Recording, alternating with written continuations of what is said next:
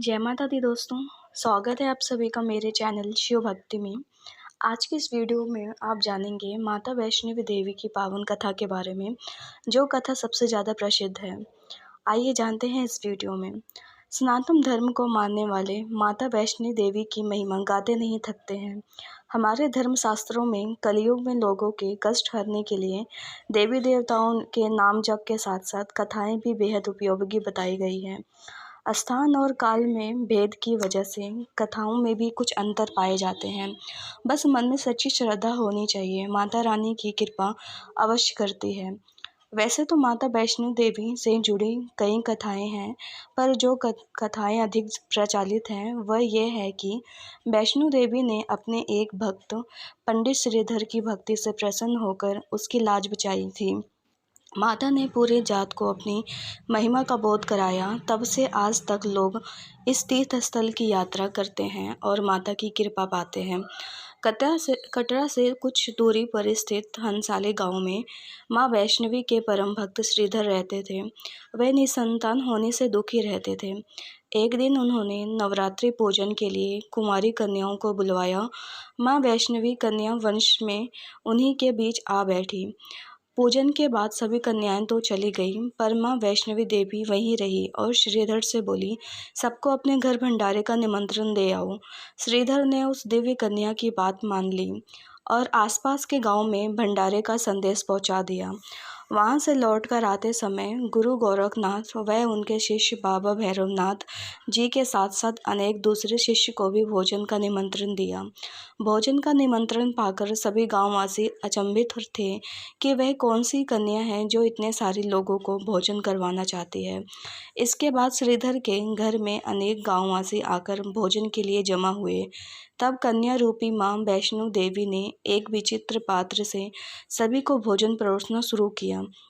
भोजन परोसते हुए जब वह कन्या भैरवनाथ के पास गई, तब उसने कहा कि मैं तो खीर पूड़ी नहीं खाऊंगा, मैं इस जगह मैं मांस खाऊंगा और मदिरा पान करूंगा। तब कन्या रूपी माँ ने उसे समझाया कि यह ब्राह्मणों के यहाँ का भोजन है, इसमें मांसाहारी नहीं किया जाता। किंतु भैरवनाथ ने जानबूझकर अपनी बात पर अड़ गया। जब भैरवनाथ ने उस कन्या को पकड़ना चाहा, तब माँ ने उसके कपट को जान लिया। माँ वायु रूप में बदलकर त्रिकुटा पर्वत की ओर उड़ चली। भैरवनाथ भी उनके पीछे गया। माना जाता है कि माँ की रक्षा के लिए पवन पुत्र हनुमान भी थे। हनुमान जी को प्यास लगने पर माता ने उनके आग्रह पर धनुष से पहाड़ पर बाढ़ चढ़ाकर एक जलधारा निकाली और उस जल के अपने केश धोए। आज ये पवित्र जलधारा बाण गंगा के नाम से जानी जाती है। इसके पवित्र जल को पीने से, स्नान करने से श्रद्धालुओं की सारी थकावट और तकलीफ़ें दूर होती है। इस दौरान माता ने एक गुफा में प्रवेश कर 9 माह तक तपस्या की। भैरवनाथ भी उनके पीछे वहां तक आ गए।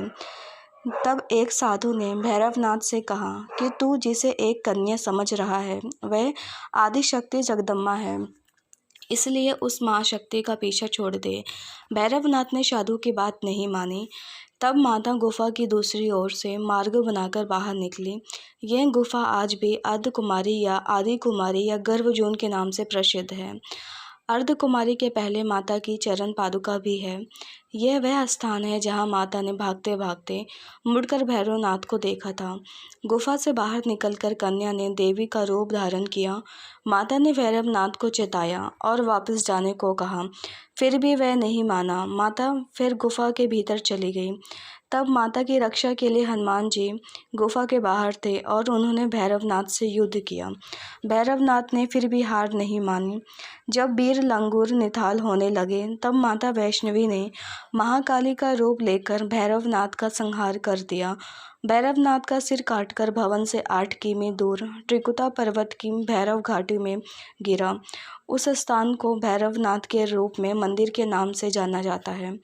जिस स्थान पर मां वैष्णो देवी ने हठे भैरवनाथ का वध किया, वह स्थान पवित्र गुफा अथवा भवन के नाम से भी प्रसिद्ध है।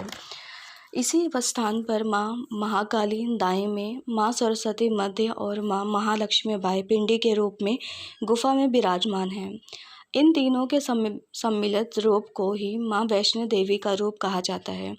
कहा जाता है कि अपने वध के बाद भैरवनाथ को अपनी भूल का पश्चाताप हुआ और उसने माँ से क्षमा दान की भीख मांगी। माता वैष्णो देवी जानती थी कि उन पर हमला करने के पीछे भैरव की प्रमुख मंशा मोक्ष प्राप्त करने की थी। उन्होंने न केवल भैरव को पूर्ण जन्म के चक्र से मुक्ति प्रदान की, बल्कि उसे वरदान देते हुए कहा कि मेरे दर्शन तब तक पूरे नहीं माने जाएंगे जब तक कोई भक्त मेरे बाद तुम्हारा दर्शन नहीं करेगा। उसी मान्यता के अनुसार आज भी भक्त वैष्णो देवी के दर्शन के बाद करीब 3.25 किलोमीटर की खड़ी चढ़ाई करके भैरवनाथ के दर्शन करने जाते हैं। इसी बीच वैष्णो देवी ने 3 पिंड सिर सहित एक चट्टान का आकार ग्रहण किया और सदा के लिए ध्यान मगन हो गई।